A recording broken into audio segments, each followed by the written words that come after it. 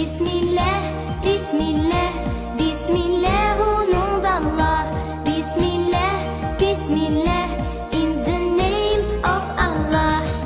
I wake up every morning. আসসালামু আলাইকুম say God is the আদরের শিক্ষার্থীরা, দূরে কাছে যে যেখানে থেকে আজকের ক্লাসে অংশগ্রহণ করেছো, তোমাদের সবাইকে একরাশ প্রীতি ও শুভেচ্ছা জানিয়ে শুরু করছি আজকের আমাদের ক্লাস।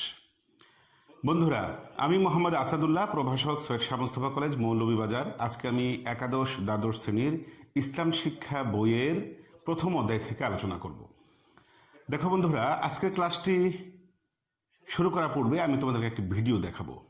ভিডিও দেখার পর তোমাদেরকে বলতে হবে আজকের ক্লাসটি কোন বিষয়ের উপর আলোচনা হতে পারে। দেখো ভিডিওটি।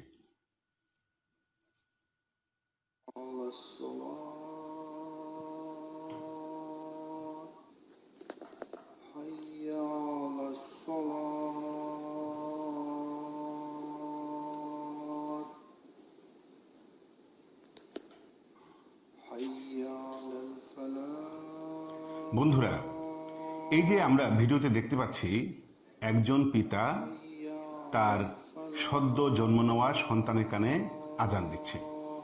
বন্ধুরা, এখন প্রশ্ন হলো কেন তিনি এই আজানটি দিচ্ছেন? তোমার কি মনে হয়?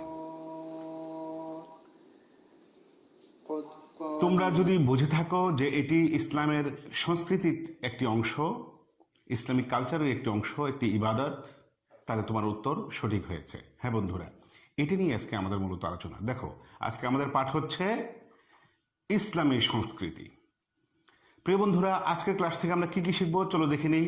আজকের ক্লাস থেকে আমরা শিখব ইসলামী সংস্কৃতির সংজ্ঞা লিখতে পারবে আজকের ক্লাসের শিক্ষার্থীরা। 2 নম্বর, ইসলামী সংস্কৃতি একটি তালিকা তৈরি করতে পারবে।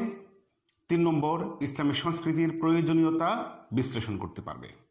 প্রিয় বন্ধুরা, তো এই কাজগুলো আমরা যদি খুব ভালোভাবে শিখতে চাই, তোমাদেরকে একটু মনোযোগ সহকারে বসতে হবে, খাতা কলম নিয়ে বসতে হবে। সুতরাং চলো আমরা শুরু করে দিই। প্রথম শিখন ফল অনুযায়ী ইসলামী সংস্কৃতির সংজ্ঞা লিখতে পারবে। তো ইসলামী সংস্কৃতিটা কি?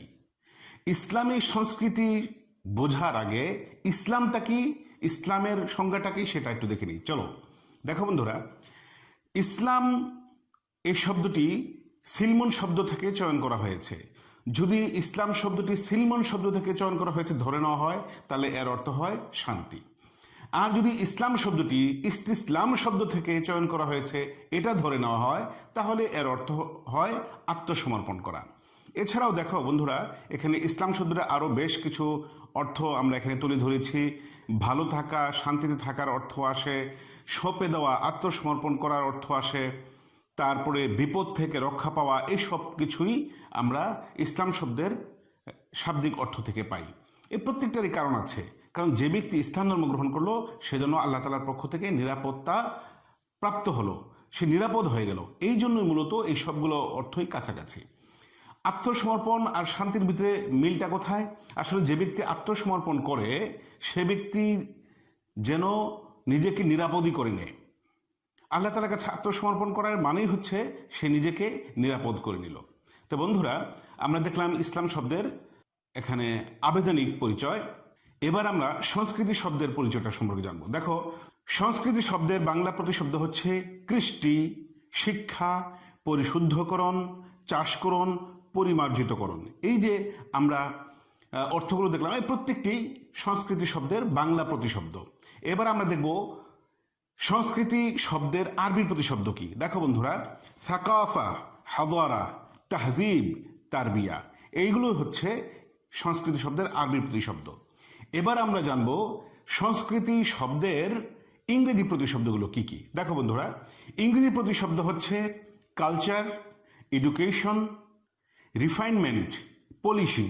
অর্থাৎ কোনো একটি বস্তুকে তার উপর একটু চর্চা করে, তার উপর একটু গবেষণা করে, অথবা তার উপর কিছু পরিশ্রম করে ওটাকে যে অবস্থায় ছিল তার চাইতে আরও সুন্দরভাবে বিকশিত করা, এই ধরনের একটি অর্থ প্রকাশ পায়। তো বন্ধুরা, এবার আমরা আলোচনা করব যে সংস্কৃতি শব্দের পারিভাষিক পরিচয়টা কি। পারিভাষিক পরিচয়টা হচ্ছে সুনির্দিষ্ট কোনো সমাজে বসবাসরত মানুষের বিশ্বাস, জীবন প্রণালী, শিল্প, সাহিত্য, সঙ্গীত এবং প্রথা যা ওই সমাজের মানুষের নিকট গ্রহণযোগ্য তাকে সংস্কৃতি বলে। ধরো আমাদের গান, আমাদের চিত্রকলা, আমাদের যাপিত জীবনের যত অনুষঙ্গ, এই সব কিছুর উপরই সংস্কৃতিটা ফুটে ওঠে, যা দীর্ঘদিন যাবৎ আমাদের সমাজে হয়ে আসতেছে এবং এই জনপদের মানুষ সেটাকে খুব স্বাভাবিকভাবে গ্রহণ করে, এমন না যে তাদের উপর চাপিয়ে দেওয়া হয়েছে।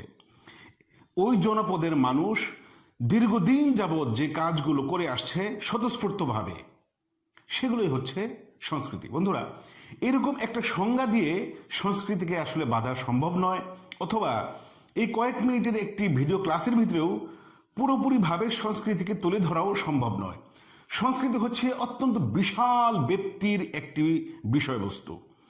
এটাকে খুব ছোটভাবে কতটুকু বোঝাতে পারবো সেটা আজকের ক্লাসে মূলত দুরূহ। তোমরা তারপরও চেষ্টা করো, আমিও চেষ্টা করছি যে তোমাদের সামনে কতটুকু তুলে ধরা যায়। দেখো, এখানে আরেকটি সংজ্ঞা দিয়েছি, যে এই সংজ্ঞাটি বসে বাংলা সংজ্ঞাটির কাছাকাছি, যে culture is the beliefs, way of life, art and custom that are shared and accept by people in the particular society. এখানেও মূলত বাংলা সংজ্ঞাটারই ইংরেজি করা হয়েছে, যে কোনো একটা নির্দিষ্ট জনপদের মানুষ যখন তাদের অঞ্চলে দীর্ঘদিন যাবৎ যে রীতি নীতি চলে আসছে, এগুলোকে যখন তারা স্বতঃস্ফূর্তভাবে মেনে নেয় এবং পালন করতে থাকে, ওই সব কিছু বিষয়গুলো হচ্ছে সংস্কৃতি। আর এই সংজ্ঞার ভিতরে যে বিষয়গুলো তুলে ধরা হয়েছে, দেখো, যে মানুষের জীবন প্রণালী, শিল্প, সাহিত্য, সঙ্গীত, প্রথা, এই সব কিছুই ওই জনপদের মানুষ যদি স্বতঃস্ফূর্তভাবে পালন করে, তাহলে এই সামগ্রিক বিষয়টাই হচ্ছে সংস্কৃতি। এখানে তোমাদের জ্ঞাতার্থে একটু বলি যে সংস্কৃতি মানে এরকম কিছু না, যেটা আমরা অনেক সময় মনে করি যে সাংস্কৃতিক অনুষ্ঠান কি হয়েছে, সেখানে একটা স্টেজ আছে, ঢোল আছে, নাচ হচ্ছে, গান হচ্ছে, কৌতুক হচ্ছে, খুব আনন্দদায়ক একটা অনুষ্ঠান, এরপরে দর্শক শ্রোতারা চলে গেল, ওটা হলো সংস্কৃতি না বন্ধুরা। এগুলো সংস্কৃতির বাহন। নৃত্য অথবা সঙ্গীত অথবা চিত্রকলা অথবা সাহিত্য, উপন্যাসের ভিতরে এতদ অঞ্চলের মানুষের যাপিত জীবনের সকল অনুষঙ্গগুলো যখন সুন্দরভাবে ফুটে ওঠে, ওগুলি হচ্ছে আমাদের সংস্কৃতি। বন্ধুরা, আমি বেশ কিছু ছবি তোমাদের সামনে তুলে ধরেছি, আশা করি আমার এই ছবিগুলো দেখে তোমাদের কাছে বিষয়টা ক্লিয়ার হয়ে যাবে। দেখো, এই যে একটি ছবি, এই ছবিটাই কি প্রমাণ করছে, এখানে আমি কিছু লিখে দেইনি যে এই মানুষগুলো কোন জনপদের, এরা কোন ভাষাভাষীর, এরকম কিছু এখানে লেখা নেই। কিন্তু বন্ধুরা দেখো, যে এখানে তাদের পোশাকের ভিতর দিয়েই তাদের পরিচয়টা যেন উঠে আসছে। তারা যে পোশাকটা পরেছে, এই পোশাকটা তাদের কালচারের একটি পোশাক। আবার দেখো, এখানে আরেকটি ছবি দিয়েছি, এখানেও কোন দেশের ছবি, কোন দেশের কালচার, এটা আমি তুলে ধরিনি, কিন্তু তোমরা কিন্তু ঠিকই অনুমান করতে পারছো এই দৃশ্যগুলো, এই যে রং নিয়ে খেলা করছে, ওই ব্যক্তি তার পিঠের বিদ্ধে বড়শি বিধিয়ে সে কি করবে, আমি বিস্তারিত বর্ণনা যাচ্ছি না, কিন্তু ছবি দেখে কিন্তু তুমি কিছুটা আঁচ করতে পারছো যে এই ছবিগুলো কোন কালচারে বিশ্বাসী মানুষের ছবি হতে পারে। আরেকটি ছবি দেখো, হ্যাঁ, এই চিরচেনা গ্রাম বাংলার চিত্র, যদিও ওটি লিখে দিয়েছি, কিন্তু এটি লেখার প্রয়োজন ছিল না, কারণ এই দৃশ্যটি দেখা মাত্রই তোমাদের মানসপটে, তোমাদের হৃদয়ে ভেসে উঠেছে এটি কোন এলাকার বা কোন জনপদের মানুষের বিষয়গুলো এখানে ফুটে উঠেছে। এখানে দেখো, আবার আরেকটি ছবি দেখো, যদিও এখানে একটু শিরোনাম দিয়ে আমি লিখে দিয়েছি যে জাতিসংঘের সাধারণ পরিষদের অধিবেশনে নিজ দেশের জাতীয় পোশাকে পাপুয়া নিউ গিনির প্রেসিডেন্ট এসেছেন। এই অবস্থা দেখে কেউ কেউ হাসাহাসি করেছে, কিন্তু অনেকেই তাকে বাহাবা দিয়েছেন যে জাতিসংঘের মতো একটি বড় অনুষ্ঠানে তিনি কিভাবে এরকম খালি গায়ে চলে আসলেন। আসলে এটাই তার কালচার। তিনি তার সংস্কৃতিকে বিসর্জন দেননি, তিনি তার কৃষ্টিকে বিসর্জন দেননি, তিনি সেটাকে গর্বের সাথে ধারণ করে তিনি এখানে এসে বসেছেন। তো দেখো বন্ধুরা, তো এই চিত্রটাও তার এই পোশাকের ভিতরেই তার পরিচয় কিন্তু সে ফুটিয়ে তুলছে। এই চিত্রটাও আমাদের গ্রাম বাংলার, আমাদের দেশের ছবি দেখেই বোঝা যাচ্ছে। এই যে চিত্রটা দেখতে পাচ্ছ, এগুলো আমাদের দেশের, আমাদের কালচার এখানে ফুটে উঠছে। নকশি কাঁথা, এসব নকশি কাঁথা, পরে বেতের তৈরি এই সমস্ত নিত্য ব্যবহার্য সামগ্রী, এগুলো আমাদের দেশের। এই যে ক্যালিগ্রাফি দেখতে পাচ্ছ, এই যে গায়ের বধূ গরুর গাড়িতে চড়ে তাদের এলাকা যাচ্ছে, এই যে মা তার সন্তানকে পড়াচ্ছে, এই যে চিত্রগুলো বন্ধুরা তোমরা দেখতে পাচ্ছ, এই সব কিছুই আমাদের কালচারগুলোকে ফুটিয়ে তুলছে, আমাদের কৃষ্টিকে ফুটিয়ে তুলছে, আমাদের ঐতিহ্যকে ফুটিয়ে তুলছে। এইগুলোই হচ্ছে আমাদের সংস্কৃতি, এগুলো হচ্ছে সংস্কৃতির বাহন। এই প্রত্যেকটি এগুলোর মধ্য দিয়েই আমাদের পরিচয়টা ফুটে ওঠে। আমি ইসলামের সংজ্ঞা দিয়েছি, সংস্কৃতির সংজ্ঞা দিয়েছি, সংস্কৃতির সংজ্ঞা বিভিন্ন ছবির মাধ্যমে ফুটিয়ে তোলার চেষ্টা করেছি। এবার তোমাদের সামনে তুলে ধরবো ইসলামী সংস্কৃতি কাকে বলে। দেখো বন্ধুরা, ইসলামী আইন ও বিধিবিধান পালন ও অনুশীলনের ফলে মানুষের ব্যবহারিক জীবনে ও পরিবেশে যে সংস্কৃতি ফুটে ওঠে তাই ইসলামী সংস্কৃতি। ইসলামী আইন, ইসলামী বিধিবিধান, ইসলামী অনুশাসন যেই জনপদের মানুষ দীর্ঘদিন যাবৎ পালন করে, এই অনুশাসনগুলো, এই বিধিবিধানগুলো দীর্ঘদিন যাবৎ ওই জনপদের লাখো জনতা, হাজারো জনতা যখন পালন করতে থাকে দিনের পর দিন, বছরের পর বছর, শত শত বছর যাবৎ, তখন তাদের যাপিত জীবনে, তাদের সাহিত্যের ভিতরে, তাদের সঙ্গীতের ভিতরে, তাদের দৈনন্দিন কর্মকাণ্ডের ভিতরে যে বিষয়গুলো দীর্ঘদিন যাবৎ ফুটে ওঠে, স্বতঃস্ফূর্তভাবে ফুটে ওঠে, ওগুলি হচ্ছে ইসলামী সংস্কৃতি। ইসলামী সংস্কৃতি কখনো ইসলামী মূল আদর্শ, ইসলামী শরিয়ার বিধিবিধানের পরিপন্থী কখনো হয় না। এই সবগুলি তখন ইসলামী শরীয়ত দ্বারা সমর্থিত থাকে। তো বন্ধুরা, আমি তোমাদের সামনে ইসলামী সংস্কৃতির এই যে দীর্ঘ আলোচনা করলাম, এখন তোমরা যা কিছু বুঝেছ তার আলোকে বলো তো এই প্রশ্নের উত্তরটা, যে হামনাত ইসলামী সংস্কৃতির অংশ? যদি হয় তাহলে কেন? তুমি তোমার নিজের জ্ঞানের আলোকে এটা বিশ্লেষণ করার চেষ্টা করো। বন্ধুরা, বিশ্লেষণ করে গুগল ক্লাসরুমে সেটা জমা দিয়ে দিবে। এবার আমি তোমাদের সামনে ইসলামী সংস্কৃতির আরেকটু ব্যাখ্যা তোমাদের সামনে তুলে ধরছি, যে ব্যাখ্যার ভিতরে এই যে হামনাত কি ইসলামী সংস্কৃতির অংশ কিনা এটা ফুটে উঠবে। দেখো, ইসলাম একটি জীবন দর্শন। ইসলাম মানুষের জীবনধারা ও আচরণকে যেভাবে নিয়ন্ত্রণ করে এবং তার ফলে মানুষের ব্যবহারিক জীবন ও পরিবেশে যে চিত্র ফুটে ওঠে তাই ইসলামী সংস্কৃতি। সুতরাং ইসলামী সংস্কৃতিতে ইসলামের মূল্যবোধগুলি সক্রিয় থাকবে, অর্থাৎ ইসলামী সমাজের সাহিত্য, সঙ্গীত, নৃত্য, চিত্র, স্থাপত্য, ভাস্কর্য প্রভৃতি শিল্পকলা ইসলামী সংস্কৃতির বাহন হবে। বন্ধুরা, যে গান মানুষকে সৎ পথে আহ্বান করে, যে গান মানুষকে আল্লাহর পথে ধাবিত করে, যে গান মানুষকে ন্যায়ের পথে অবিচল থাকার শিক্ষা দেয়, সেই সমস্ত গান ইসলামে বৈধ। সেই দৃষ্টিভঙ্গি থেকে হামনাত এগুলো হচ্ছে কি ইসলামী সংস্কৃতির বাহন। কিন্তু যে সমস্ত গান মানুষকে একটা মাতোয়ারা করে তোলে, দুনিয়ামুখী করে তোলে, আল্লাহকে ভুলিয়ে দেয়, খারাপ কাজে উৎসাহিত করে, সেই সমস্ত গানকে ইসলাম নিষিদ্ধ ঘোষণা করেছে। এই জন্য হামনাত কি ইসলামী সংস্কৃতির অবিচ্ছেদ্য অংশ। তো বন্ধুরা, এই যে দীর্ঘ আলোচনা করলাম, এই আলোচনা থেকে ইসলামী সংস্কৃতি কোনগুলো সেগুলো তোমরা একটা খাতায় তুলে ফেলো, খাতায় লিখে দেখো যে সেগুলো। আমি এখন তোমাদের সামনে আরো কিছু ইসলামী সংস্কৃতির বাহন বা ইসলামী সংস্কৃতির একটি তালিকা তোমাদের সামনে তুলে ধরবো, সেগুলো তোমার নিজের সাথে মিলিয়ে নিবে। এই যে মেহেদি হাতে দেওয়া, মহিলারা মেহেদি হাতে দেয়, দিয়ে সাজুগুজু করে, এটা ইসলামী সংস্কৃতি। এই মেহেদি দেওয়ার ভিতরে সওয়াব অর্জন হবে, কারণ এগুলো ইসলামী শরীয়ত কর্তৃক সমর্থিত। পুরুষরা মেহেদি দেবে দাড়িতে, আর মেয়েরা হাতে বা অন্য অন্য অঙ্গে তারা মেহেদি ব্যবহার করতে পারে। ঈদের দিন কোলাকুলি নারী পুরুষ, এই কোলাকুলি করা ইসলামী সংস্কৃতি। পুরুষরা পুরুষদের সাথে কোলাকুলি করবে, মেয়েরা মেয়েদের সাথে কোলাকুলি করবে, বুকের সাথে বুক জড়িয়ে ভ্রাতৃত্ববোধকে, একতাবদ্ধ ঐক্যকে ফুটিয়ে তুলবে, সৌহার্দ্য, সম্প্রীতি, সমতা, একতার বাণীকে ফুটিয়ে তুলবে। এটা হচ্ছে ইসলামী সংস্কৃতির অত্যন্ত সুন্দর একটি দিক। বন্ধুরা দেখো, এই যে আমরা ঈদের জামাত পড়ি বা নামাজ যে আদায় করি জামাতবদ্ধভাবে, একতাবদ্ধভাবে, এটি আমাদের ইসলামী সংস্কৃতি। তারপরে দেখো, যৌতুকহীন বিবাহ ইসলামী সংস্কৃতি। যৌতুক নিয়ে যে সমস্ত বিবাহগুলো হয়েছে ওগুলো ইসলামী সংস্কৃতির মধ্যে পড়ে না, কারণ ইসলামে উল্টা স্বামী স্ত্রীর আর্থিক নিরাপত্তা বিধান কল্পে দেনমোহর প্রদান করবে। দেনমোহর ছাড়া ইসলাম কোনো বিয়েই হতে পারে না।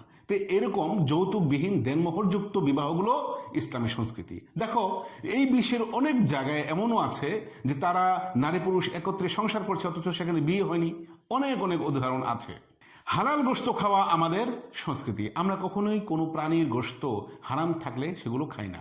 তারপরে দেখো জামাতবদ্ধ হয়ে সলাত আদায় করা, সত্যের পথে জিহাদ করা, ক্যালিগ্রাফি অঙ্কন করা। বন্ধুরা, ইসলামে ক্যালিগ্রাফি অঙ্কন করতে উৎসাহিত দেওয়া হয়েছে। এর ভিতরে আমাদের বিভিন্ন ঐতিহ্য ফুটিয়ে তোলা সম্ভব। এই যে মসজিদে আমরা বিভিন্ন নকশা অঙ্কন করি, এগুলো ইসলাম আমাদেরকে অনুমতি দিয়েছে, অনুপ্রাণিত করেছে, এগুলো আমাদের সংস্কৃতি। এরপরে দেখো যে হাম নাথ গাওয়া, যে সমস্ত ছন্দমালা মনকে পবিত্র করে, যে গান আখিরাতকে স্মরণ করায়, এমন গান গাওয়া ইসলামে বৈধ। তারপরে দেখো ঐক্যবদ্ধভাবে বসবাস করা, কোরবানি করা। বন্ধুরা, এই সব কিছুই হচ্ছে আমাদের ইসলামী সংস্কৃতি। সালাম বিনিময় করা, আমরা যখনই কারোর সঙ্গে দেখা হয় আমরা আসসালামু আলাইকুম বলি। এই সালাম বলাটা ইসলামী কালচার। সৎ কাজের পূর্বে, ভালো কাজের পূর্বে আমরা বিসমিল্লাহির রহমানির রহিম পাঠ করি, এটা আমাদের সংস্কৃতি। ডান হাতে পানাহার করি, ডান হাতে পানাহার করা আমাদের কি? আমাদের সংস্কৃতি। তারপরে দেখো দাড়ি রাখা, পাগড়ি পরা, এগুলো আমাদের সংস্কৃতি। মিসওয়াক করা আমাদের সংস্কৃতি, ইসলামের সংস্কৃতি। অন্য জাতিরও এটা থাকতে পারে। রাসূল সাল্লাল্লাহু আলাইহি ওয়াসাল্লাম যে কাজটি দিনে সবচেয়ে বেশিবার করতেন সেটা হলো মিসওয়াক, ব্রাশ করা। আল্লাহ রাসূল সাল্লাল্লাহু আলাইহি ওয়াসাল্লাম ঘুমাতে যাওয়ার পূর্বে ব্রাশ করতেন, ঘুম থেকে উঠে ব্রাশ করতেন, প্রত্যেক অজুতে ব্রাশ করতেন, খাওয়ার আগে পরে ব্রাশ করতেন। এই কাজটি আল্লাহ রাসূল সাল্লাল্লাহু আলাইহি ওয়াসাল্লাম খুব বেশি বেশি পালন করতেন। এমনকি রাসূল সাল্লাল্লাহু আলাইহি ওয়াসাল্লাম বলেছেন, যে ব্যক্তির মুখে দুর্গন্ধ হয় রহমতের ফেরেশতা তার কাছে আসে না। দেখো বন্ধুরা, কত সুন্দর আমাদের সংস্কৃতিগুলো। এই যে আমরা হাতে হাত মিলাই, ভ্রাতৃত্ববোধ প্রমাণ করি, হাতে হাত মিলাই, মুসাফা করি, এটি আমাদের ইসলামী সংস্কৃতি। এই যে আমাদের অজু করা আমাদের সংস্কৃতি। তারপরে পরিষ্কার পাক পবিত্রতা অর্জন করার জন্য আমরা কি করি? ঢিলাকলুক ব্যবহার করি, টয়লেট পেপার ব্যবহার করি, আমাদের সংস্কৃতি, ইসলামী সংস্কৃতি। মুহররম, তারপরে লাইলাতুল কদর, শবে মেরাজ, এই দিবসগুলো আমাদের সংস্কৃতির অংশ। অভাবী অভুক্তকে সাহায্য করা, এগুলো আমাদের স্পেশাল সংস্কৃতি। রাসূল সাল্লাল্লাহু আলাইহি ওয়াসাল্লাম এই কাজগুলো খুব করেছেন। তারপরে দেখো শুভ কাজে মিলাদের আয়োজন করা বা ওয়াজ মাহফিলের আয়োজন করা। এই যে শীতকাল আসলেই অলিতে গলিতে, গ্রামে গ্রামে, পাড়ায় পাড়ায়, মহল্লায় মহল্লায় যে ওয়াজ মাহফিল হয়, এটা আমাদের সংস্কৃতি। কারণ এগুলো দীর্ঘদিন যাবৎ হয়ে আসছে। এই সমস্ত ওয়াজ মাহফিলে আমাদেরকে সদুপদেশ দেওয়া হয় যাতে আমরা ভালো পথে থাকি, অন্যায় অশালীন অশ্লীল কাজ যেন আমরা ছেড়ে দিই। এই জন্য আমাদেরকে এই সমস্ত ওয়াজ মাহফিল থেকে আমাদেরকে শিক্ষা দেওয়া হয়। এগুলো আমাদের সংস্কৃতি। তো বন্ধুরা, এবার তোমাদের একটি জোড়ায় কাজ আছে। জোড়া কাজটি হলো 15টি ইসলামী সংস্কৃতির নাম লেখো। এখন তুমি তোমার বন্ধুর সাথে ফোনে অথবা অন্য কোনো উপায়ে যোগাযোগ করো। যোগাযোগ করে তার সঙ্গে ডিসকাস করে তুমি এই 15টি তালিকা তৈরি করবে। তৈরি করে তুমি আমার গুগল ক্লাসরুমে জমা দিয়ে দিবে। তো বন্ধুরা, এবার তোমাদের সামনে আমি আলোচনা করব যে ইসলামী সংস্কৃতি পালন করলে আমাদের উপকারিতাটা কি, কি লাভ আছে আমাদের। তো বন্ধুরা দেখো, প্রথম লাভ হলো যে আমরা আল্লাহ তাআলার সন্তুষ্টি অর্জন করতে পারি। 2 নম্বর হচ্ছে বিজ্ঞান ভিত্তিক, তাই সম্পূর্ণ বাস্তবমুখী। একজন মুমিনের, একজন মুসলিমের জীবনের সবচাইতে বড় অর্জন হচ্ছে আল্লাহ তাআলার সন্তুষ্টি অর্জন করা। আমরা যে ইবাদত বন্দেগী করি, আমরা যা কিছুই করি, এই সব কিছুর মূলে একটি উদ্দেশ্য, সেটা হলো মহান আল্লাহ রাব্বুল আলামিনের সন্তুষ্টি অর্জন। তো ইসলামী সংস্কৃতিগুলো চর্চা করলে আমরা আল্লাহ তাআলার সন্তুষ্টি অর্জন করতে পারি। কারণ এইগুলো চর্চা করাই হচ্ছে আমাদের ইবাদত। এই সৎ কাজগুলো করাই হচ্ছে আমাদের ইবাদত। অভুক্ত মানুষকে খাওয়ানোটাই ইসলামী ইবাদত। শুধু আল্লাহ তাআলাকে সেজদা করা ইবাদত না, অভাবী মানুষের দিকে হাত বাড়িয়ে দেওয়া ইসলামের ইবাদত, অপর ভাইকে সাহায্য করা ইসলামী ইবাদত, অন্যায়কে প্রতিরোধ করা ইসলামী ইবাদত। প্রাকৃতিক নিয়ম অনুযায়ী তাই শান্তি পাওয়া যায়। 4 নম্বর, অনুকরণে ইমানে পূর্ণতা আসে। 5 নম্বর, আমরা আমাদের স্বকীয়তা বজায় রাখতে পারি। 6 নম্বর, অনুকরণে আমরা জান্নাত লাভ করতে পারি। 7 নম্বর, পথভ্রষ্ট হব না, কারণ এটি কুসংস্কার মুক্ত। 8 নম্বর, নতুন প্রজন্মের গাইড স্বরূপ, তাই তারা সফল হবে। 9 নম্বর, এগুলো অনুকরণে সামাজিক ঐক্য সুদৃঢ় হয়। তো প্রিয় বন্ধুরা, এবার আমরা আলোচনা করব ইসলামী সংস্কৃতির সুফল। অর্থাৎ একটি সমাজ যদি ইসলামী সংস্কৃতিগুলো চর্চা করে তাহলে সেই জাতি বা সেই সমাজের মানুষেরা কি কি সুফল ভোগ করবে। দেখো, এখানে অনেকগুলো সুফল আমরা লিখে দিয়েছি।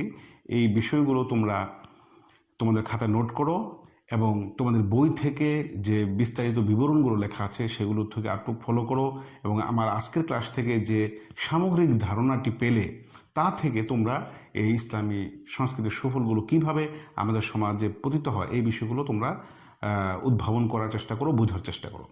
প্রিয় বন্ধুরা, এবার তোমাদের জন্য একটি দলগত কাজ আছে যে ইসলামী সংস্কৃতির প্রয়োজনীয়তা ব্যাখ্যা করো। এটি দিয়েছি কাজ, আমি আগে তোমাদেরকে কিছুটা সহযোগিতা করে দিয়েছি। এরপরে দেখো আর একটু মূল্যায়ন দিয়েছি, এখনো বেশ কিছু প্রশ্ন দেখতে পাচ্ছ।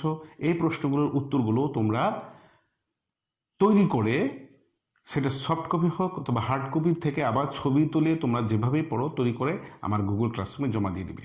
তো বন্ধুরা, তোমাদের জন্য একটি বাড়ির কাজ আছে, সেটা হলো যে চর্চার অভাবে তোমার এলাকায় যেসব ইসলামী সংস্কৃতি হারিয়ে যেতে বসেছে তার একটি তালিকা তৈরি করো। পরবর্তী কোনো ভিডিওতে তোমাদের সাথে আবার দেখা হবে।